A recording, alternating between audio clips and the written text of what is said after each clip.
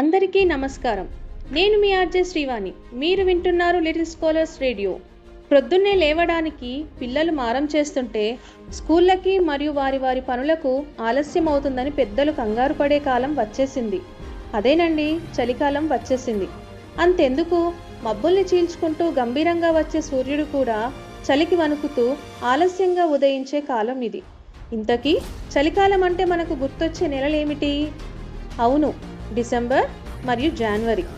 ముఖ్యంగా క్రిస్మస్ లాంటి పర్వదినాలతో మంచు బిందువులతో జనాల్ని అలరించే డిసెంబర్ గురించి మాట్లాడుకుందాం.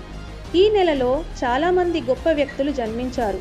చాలా ముఖ్యమైన సంఘటనలు జరిగాయి. అవేంటో తెలుసుకుందాం. డిసెంబర్ 10, 1901 నోబెల్ బహుమతులు మొదటిసారి ప్రదానం చేయబడ్డాయి. డిసెంబర్ 7, 1941 జపాన్ పర్ల్ హార్బర్పై దాడి చేసింది. డిసెంబర్ 25 క్రిస్మస్, ప్రపంచవ్యాప్తంగా జరుపుకునే ఒక ముఖ్యమైన పండుగ. ఇక డిసెంబర్ 31 ఒక కొత్త సంవత్సరాన్ని స్వాగతించే రోజు.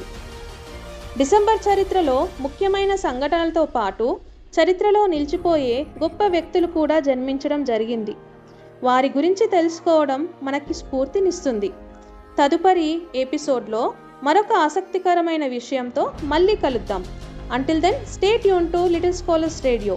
వింటూనే ఉండండి, వినిపిస్తూనే ఉండండి. సైనింగ్ ఆఫ్, మీ ఆర్జే శ్రీవాణి.